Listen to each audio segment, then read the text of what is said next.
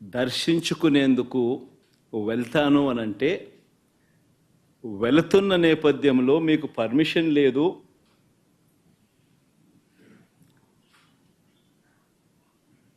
ఆ కార్యక్రమంలో ఎవరు పాలుపంచుకున్నా మీ అందరినీ అరెస్ట్ చేస్తాము అని గుడికి పోవడానికి పోతా ఉంటే నోటీసులు ఇస్తూ ఉన్నారు. నిజంగా ఆలోచన చేయమని అడుగుతా ఉన్నా. ఏ ప్రపంచంలో ఉండం? రాక్షస రాజ్యం కాదా ఇదని అడుగుతా ఉన్నా.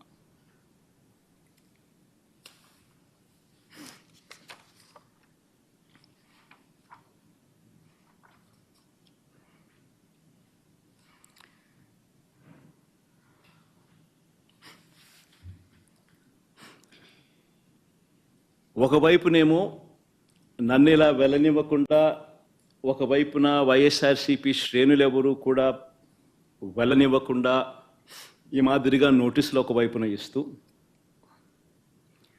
మరోవైపున టీవీలలో చూస్తే ఆశ్చర్యకరమైన విషయాలు. చుట్టుపక్కల రాష్ట్రాల నుంచి కూడా బీజేపీ వాళ్ళని తప్పిస్తున్నారు. మరి బీజేపీ పై వాళ్ళకు తెలుసో తెలీదో నాకైతే తెలియదు, కానీ చుట్టుపక్కల వాళ్ళ దగ్గర నుంచి కూడా బీజేపీ వాళ్ళని కూడా అక్కడికి రప్పిస్తున్నారు. కొన్ని వేల మంది పోలీసులు అక్కడ మోహరించినట్టుగా చూపిస్తూ ఉన్నారు. నేను అడుగుతా ఉన్నా, ఎందుకు ఇంతగా టాపిక్ డైవర్ట్ చేయడానికి కోసం ఎందుకు ప్రయత్నం చేస్తూ ఉన్నారు? ఎందుకు ఇలా టాపిక్ డైవర్ట్ చేయడం కోసం ఎందుకు ఇంత ఆరాట పడతా ఉన్నారు?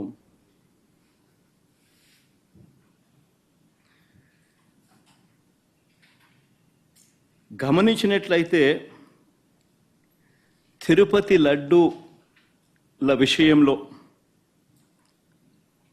తాను చెప్పినవన్నీ, చంద్రబాబు చెప్పినవన్నీ అబద్ధాలు అని ఒక్కొక్కటిగా రుజువవుతూ కనిపిస్తూ ఉన్నాయి.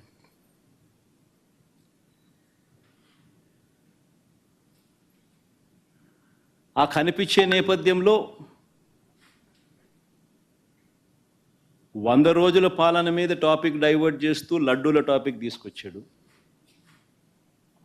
ఆ లడ్డూల టాపిక్లో చంద్రబాబు నాయుడు అడ్డగోలుగా తప్పు చేసి గుడి పవిత్రతను దెబ్బతీస్తూ అడ్డగోలుగా దొరికిపోయేసరికి మళ్ళీ ఈ టాపిక్ను డైవర్ట్ చేసేందుకు, లడ్డూల టాపిక్ను డైవర్ట్ చేసేందుకు కొత్తగా ఇప్పుడు డిక్లరేషన్ టాపిక్ తీసుకొచ్చి మళ్ళీ అది ఇంకొక రాజకీయం చేస్తూ ఉన్నారు.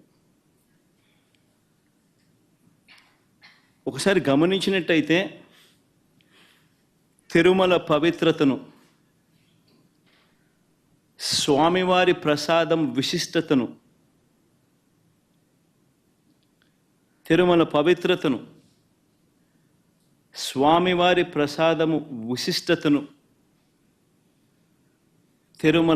తిరుపతి దేవస్థానం పేరు ప్రఖ్యాతలను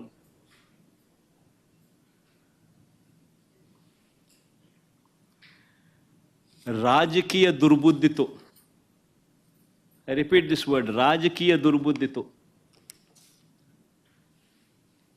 జంతువుల కొవ్వుతో లడ్లు తయారీ అయినట్టుగా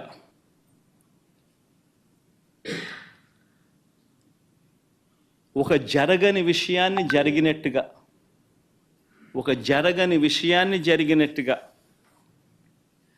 ఆ కల్తీ ప్రసాదాన్ని భక్తులు తిన్నట్టుగా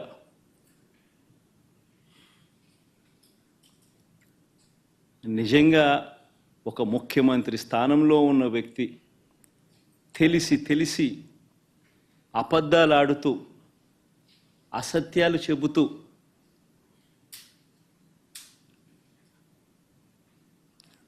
స్వామివారి పేరు ప్రఖ్యాతలను, తిరుపతి లడ్డు విశిష్టతను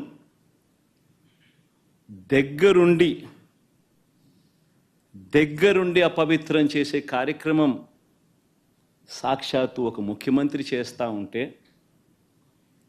ఇంతకన్నా దారుణం ఎక్కడైనా ఉంటుందా, ఇంతకన్నా అధర్మం ఎక్కడైనా ఉంటుందా అని ఆలోచన చేయమని అడుగుతా ఉన్నా.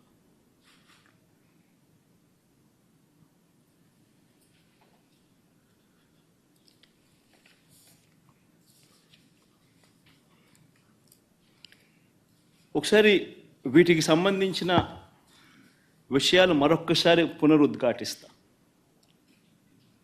ఏ రకంగా చంద్రబాబు నాయుడు గారు అనే వ్యక్తి ఏ రకంగా తాను అబద్ధాలు చెబుతూ అబద్ధాలకు ఏ రకంగా తాను రెక్కలు కట్టాడు అన్న విషయాలను మరొక్కసారి మీ అందరికీ కూడా ఆధారాలతో సహా చూపిస్తా. రాష్ట్ర ప్రజలందరికీ కూడా, రాష్ట్ర ప్రజలే కాదు దేశ ప్రజలందరూ కూడా ఈ దారుణాన్ని ఒకసారి చూడమని చెప్పి విజ్ఞప్తి చేస్తా ఉన్నా. ఒకసారి గమనించినట్టయితే మామూలుగా ఈ టెండర్ల ప్రక్రియ, మామూలుగా ఈ తిరుపతి లడ్డుకు సంబంధించిన ఇవి కొనుగోలు చేసే నెయ్యి కానీ ఈ పదార్థాలు కానీ కొనుగోలు చేసే ఈ కార్యక్రమం 6 నెలలకు ఒకసారి జరుగుతూ ఉంటుంది.